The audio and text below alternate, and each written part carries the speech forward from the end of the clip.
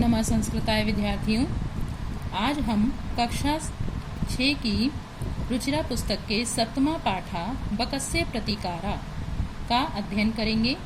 बकस्य यानी बगुले, प्रतिकारा मतलब बदला लेना, बगुले का बदला। इस पाठ में अव्यय शब्दों का प्रयोग किया गया है। अव्यय शब्द मैंने पहले भी आपको पहले के पाठों में ही बताए हैं कि जो शब्द अपना रूप परिवर्तित नहीं करते हैं वो अव्यय शब्द कहलाते हैं। एकस्मिन् वने शृगालः बकः च निवसतः स्म। एक वन में शृगाल और बगुला रहते थे। निवसतः इसमें निवसतः यहाँ वर्तमान काल की क्रिया है, लेकिन यहाँ इसमें जुड़ जाने से ये भूतकाल का अर्थ देने लगती है और चा यहाँ पर जो है अव्यय है। तयोः मित्रता आसीत्, तयोः उन दोनों की मित्रता थी। एकदा प्रातः शृगालः बकम् अवदत्, एक बार प्रातः शृगालः सियार बगुले से बोला, मित्र श्वः त्वं मया सह भोजनं कुरु। श्वः कल तुम मेरे साथ भोजन करो। शृगालस्य निमंत्रेण बकः प्रसन्ना अभवत्, सियार के निमंत्रण से या बुलावे से बगुला प्रसन्न हो गया। अग्रिमे दिने सः भोजनाय शृगालस्य निवासम् अगच्छत्। अग्रिमे दिने अगले दिन वह भोजन के लिए, यहाँ चतुर्थी विभक्ति का प्रयोग किया गया है, भोजनाय भोजन के लिए, शृगालस्य षष्ठी विभक्ति का प्रयोग किया गया है, का सियार के घर गया। कुटिल स्वभावा शृगाला स्थाल्यां बकाए क्षीरोदनम अयच्छत्। कुटिल स्वभावा टेढ़े स्वभाव वाले सियार ने स्थाल्या में थाली में बकाए बगुले के लिए क्षीरोदनम में खीर दी। टेढ़े स्वभाव वाले सियार ने थाली में बगुले के लिए खीर दी। बकम अवदत् च और बगुले से बोला, मित्र हे मित्र, अस्मिन् पात्रे आवाम अधुना सह खादावः। इस बर्तन में हम दोनों अब साथ ही खाते हैं।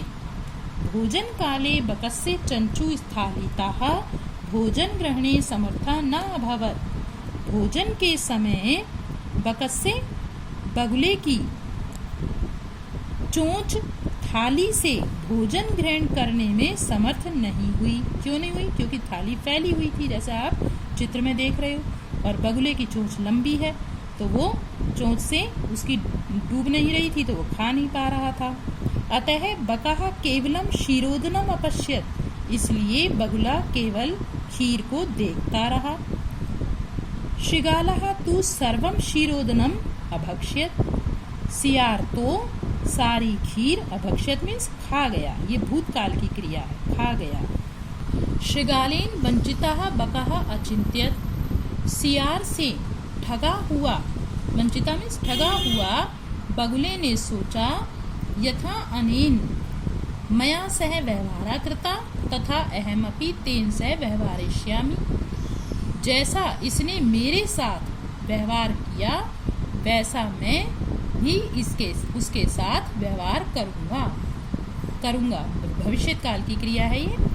एवं चिंतित्वा सः शृगालम् अवदत्, ऐसा सोचकर वह सियार बोला, मित्र हे मित्र, त्वमपि श्वः सायं मया सह भोजनं करिष्यसि।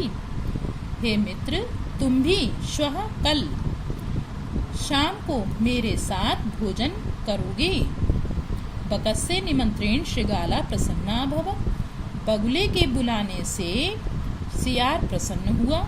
यदा शृगालः सायं बकस्य निवासं भोजनाय अगच्छत्, यदा जब, ये अव्यय है, जब सियार शाम को बगुले के निवास स्थान पर भोजन के लिए गया, तदा, ये भी अव्यय है, तदा बकः संकीर्ण मुखे कलशे क्षीरोदनम अयच्छत्, तब बगुले ने छोटे मुंह वाले कलश में, जैसा कि आप देख रहे हो इसका मुंह छोटा है, इसको सुराही भी बोलते हैं, कलश में यानी बर्तन में क्षीरोदनम खीर दी, शिगालम च अवदत्, और सियार से बोला, हे मित्र, आवाम अस्मिन् पात्रे सह भोजनम कुर्वा, हम दोनों इस बर्तन में साथ ही भोजन करते हैं।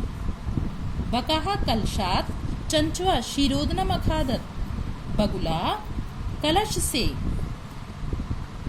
चोंच के द्वारा खीर खा गया, परंतु शृगालस्य मुखम कलशे न प्राविशत, परंतु सियार का मुख कलश में नहीं प्रवेश किया, क्योंकि सियार का मुंह चौड़ा है और इसका मुंह पतला है, इसलिए इसका मुंह इसमें चला गया।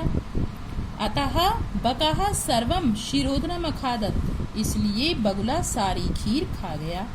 शृगालः च केवलम ईर्ष्यया अपश्यत, और सियार केवल ईर्ष्या से देखता ही रहा। शृगालः बकम प्रति यादृशम व्यवहारम अकरोत्, सियार ने बगुले के प्रति जैसा व्यवहार किया, बकाः अपि शृगालम प्रति तादृशम व्यवहारम कृत्वा प्रतिकारम अकरोत्, बगुले ने भी सियार के प्रति वैसा व्यवहार करके बदला ले लिया। उक्तमपि कहा गया है, आत्म दुर्व्यवहारस्य फलम भवति दुःखदम, तस्मात् सद्व्यवहार कर्तव्यम मानवेन सुखैषिणा। आत्म दुर्व्यवहार से अपने किए गए बुरे व्यवहार का फल दुखदायी होता है। तस्मात् इसलिए सद्व्यवहार कर्तव्यम, इसलिए अपने अच्छे व्यवहार से मानवेन मनुष्य सुखैषिणा सुख चाहने वाले जो मनुष्य हैं उन्हें अपने अच्छे व्यवहार को करना चाहिए। फिर से देख लीजिए एक बार, आत्म दुर्व्यवहार से अपने बुरे व्यवहार का फल दुख देने वाला होता है, इसलिए सुख चाहने वाले मनुष्य के द्वारा अच्छा व्यवहार ही करना चाहिए।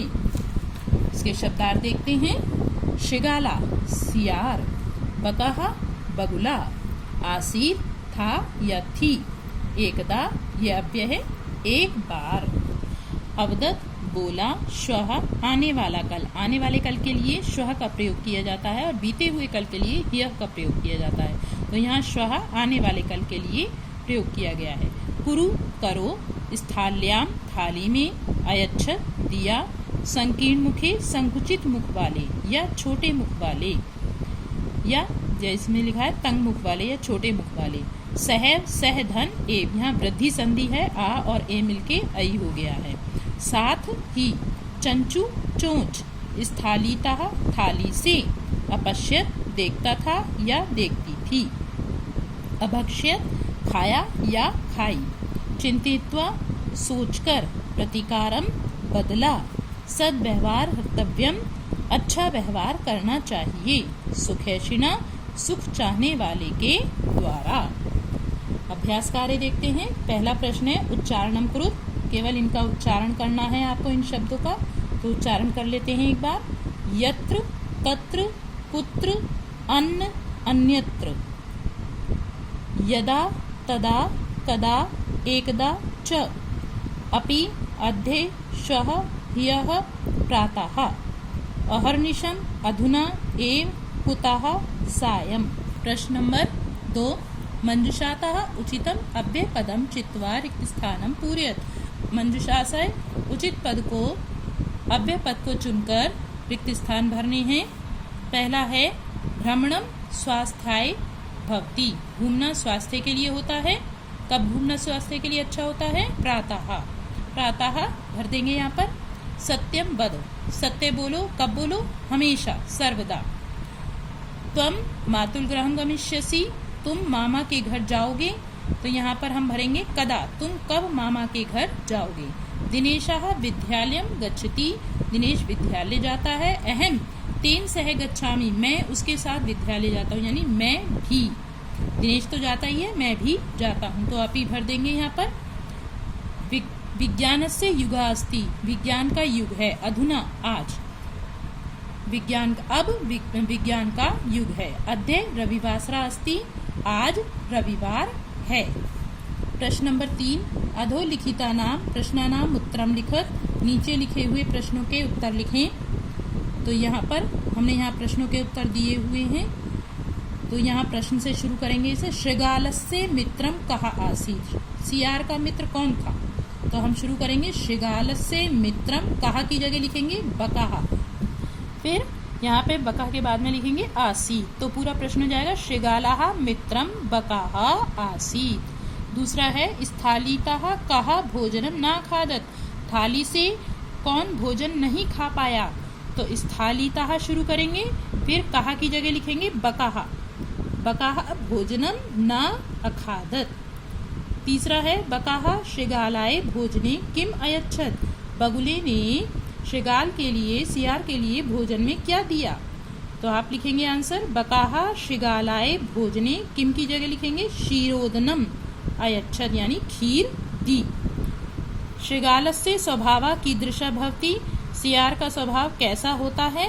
तो आप शुरू करेंगे प्रश्न से शृगालस्य स्वभावः कुटिलः, यहाँ कीदृशः की जगह लिख देंगे आप, फिर आंसर में कुटिलः भवति, यानी कुटिल होता है, टेढ़ा होता है। प्रश्न नंबर 4, पाठात् पदानि चित्वा अधोलिखितानां विलोम पदानि लिखत। अब आपको पाठ से पदों को चुनकर नीचे लिखे हुए विलोम पद लिखने हैं।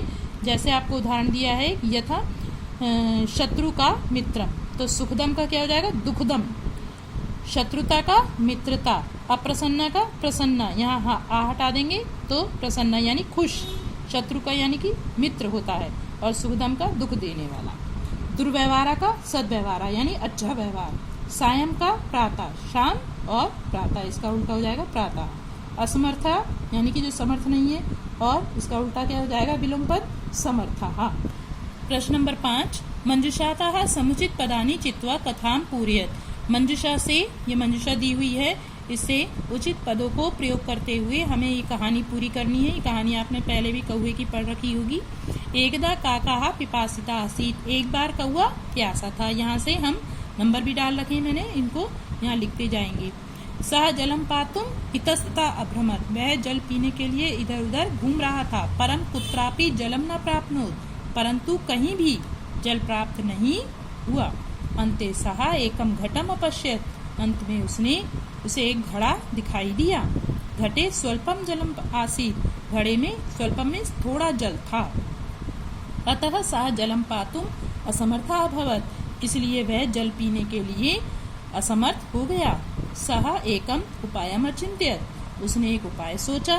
सः पाषाणस्य खण्डानि घटे अक्षिपत्, उसने पत्थर के टुकड़े घड़े में डाले।